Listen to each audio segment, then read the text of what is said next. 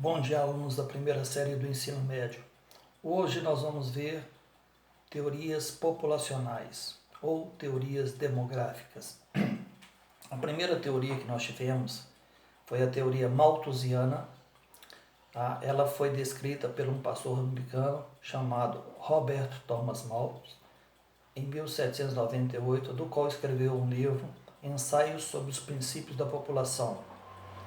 Tudo começou quando ele foi transferido de uma paróquia, uma igreja, para outra igreja, onde naquela época as pessoas que nasciam não tinham certidão de nascimento, e sim uma certidão de batismo.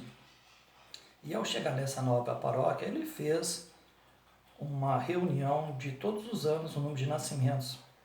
Então, colocando ali uma pilha de batismo, viu que estava aumentando o número de nascimentos.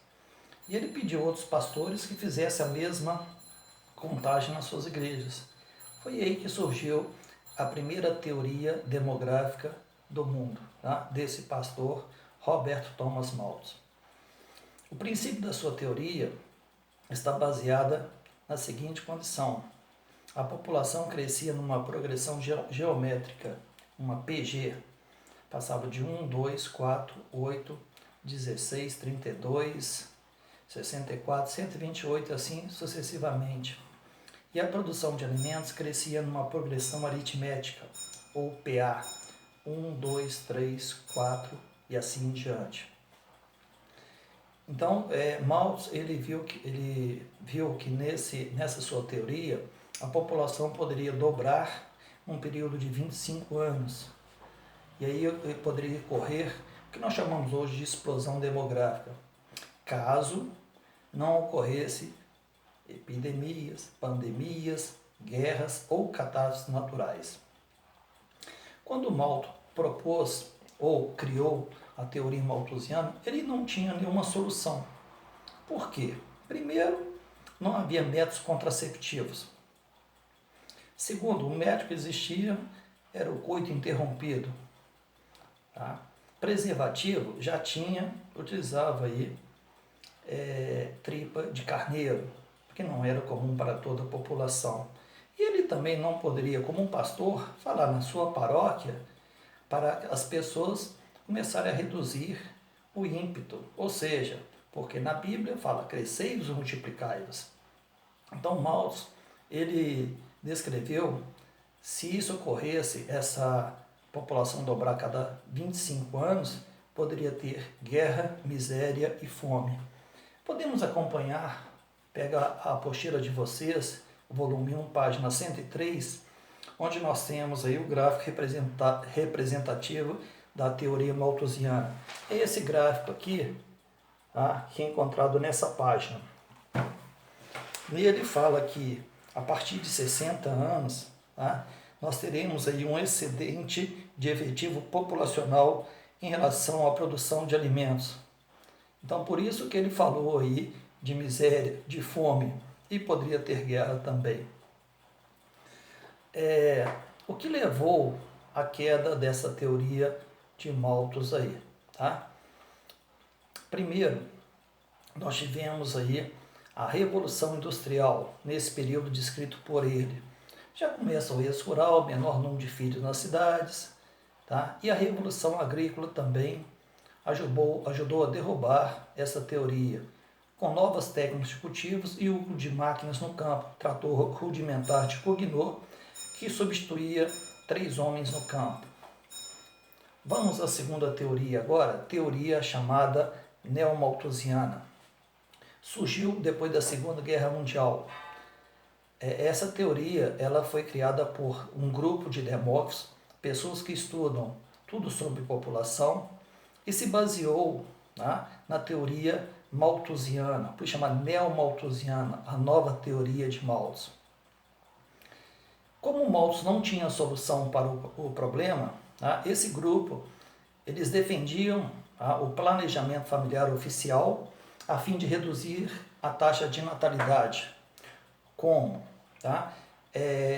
Plano governamental oficial, dando aos casais diversos métodos contraceptivos, como como pílula, anticoncepcionais, ligadura de trompas, DIU, aborto, vasectomia e preservativos. Alguns países chegaram a adotar essas políticas antinatalistas, como China, Índia, Egito e México. Vamos ver o caso chinês. A China adotou essa teoria neomalthusiana na década de 70. Por quê? Era o país que tinha a maior população do planeta. E se continuasse a crescer, ter um crescimento vegetativo em média de 3% ao ano, ela poderia ter hoje uma população superior a 2 bilhões de habitantes, cuja população hoje é de 1 bilhão e 400 milhões de habitantes. Então foram 600 mil pessoas a menos em relação. Por isso que ela adotou. E por que deu certo? Porque é um país que tinha um viés socialista, tá? Onde aí você tem um controle total dessa população. Como foi as medidas adotadas nesse país? Impôs a cada casal um filho por casal. E se esse casal tivesse o segundo filho, pagaria imposto para o governo chinês, tá? E também não tinha acesso à educação e saúde, e muito menos essa criança não teria certidão de nascimento e não poderia trabalhar no futuro. Os familiares tomariam conta desse indivíduo quando adulto. Recentemente, ou seja, no ano de 2018, tá, o governo chinês liberou o segundo filho para o casal em áreas rurais despovoadas. Então esse foi o caso. Vamos estudar o caso japonês. Um outro caso aí. O Japão, entre 1948 a 1996, teve o baby boom, explosão de natalidade. Após esse período, o governo adotou um controle de natalidade. Hoje é um país que tem um crescimento vegetativo negativo, perdendo população a cada ano. Hoje a população japonesa é por volta de 125 milhões de habitantes, e a previsão que no final do século, ou seja, a partir de 2060, essa população pode chegar a 80 milhões de habitantes, uma redução aproximadamente de 55 milhões de habitantes. Vamos à terceira teoria reformista ou marxista. Ela se opõe aos neomalthusianos e defende que a miséria é responsável pelo intenso crescimento populacional. Eles propõem reformas econômicas por meio da educação, redistribuição de renda nos países mais pobres. Ou seja, quando você dá melhor condição social e econômica a essa população tende a reduzir o número de filhos. Então, segundo os reformistas, a própria população faria o seu planejamento familiar espontâneo, com melhores condições sociais. Haverá mais acesso à educação, à saúde e à informação, impedindo assim o rápido crescimento demográfico. Essa teoria ela surgiu aí principalmente nos países, né, de viés socialista, né, que hoje nós não temos mais, que o mundo socialista foi implodido aí a partir de 1991. Tá? Final de 91, nós tivemos essa implosão desse viés político e econômico. A quarta teoria é chamada teoria ecomalthusiana. Foi baseada na teoria de Malthus.